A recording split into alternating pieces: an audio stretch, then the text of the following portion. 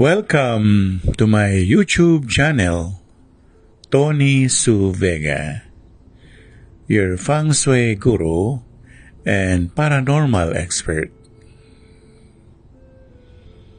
Bago natin ipagpatuloy ang ating content, ito muna yung portion natin na mag-shoutout tayo sa ating mga subscribers, likers, followers, shares.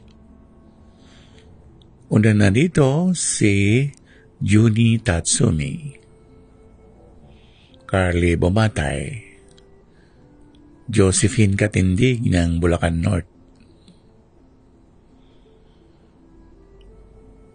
sila Myra Puruganan, si Gwendolyn Dolim, at si Abilim. Yan. So kung gusto niyo magpa-shoutout, kasama na rin si Robert Cerezo at ang mga barkada niya.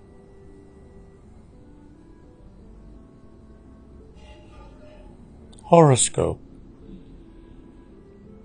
Scorpio, October 23 to November 21. Today is October 23, 2023, araw ng Lunes. Sa loves aspect, nakuha natin ang baraha na Major Arcanum, baligtad na Wheel of Fortune. Sa buhay-buhay ninyong mag-asawa o partner, naghihilan kayo, either pababa o pataas, pero ngayon nagkaroon na kayo ng desisyon na magbibigayan kayo. So, nandyan yung enerhiya na maluwag. Nagbibigayan, merong tinatawag na pag-iibigan sa bawat isa. Hindi sakim, hindi ganit, hindi mapag-imbot, mapagbigay, mapagmahal, maalalahanin.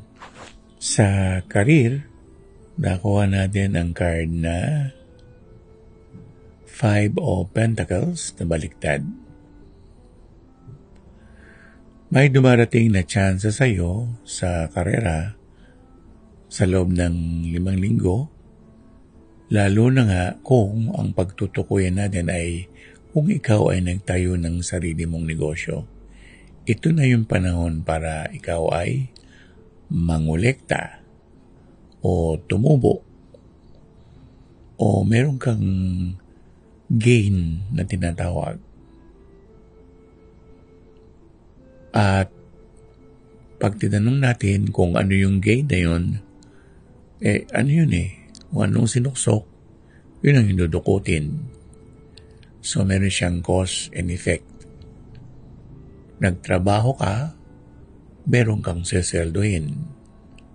Nagnegosyo ka, meron kang makukuha na bayad mula sa iyong mga customers. Money and opportunities. Nakuha naman natin dito ang baraha na strength. Ang strength ay hindi lang minsan tinutukoy yung physical na lakas. Kasama na rin yung lakas o determinasyon mo upang magtagumpay ka sa buhay na ginagalawan mo.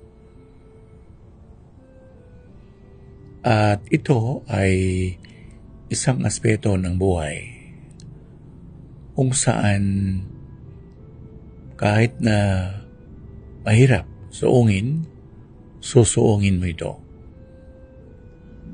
Pagkatapos nun, tagumpay. So, merong success. Life coach. Nakuha natin ang barahang The Lovers. Pwede natin sabihin na no man is an island. Na ang ibig sabihin ay kailangan natin ng isa't isa. Kung wala kang partner, kailangan meron kang kaibigan.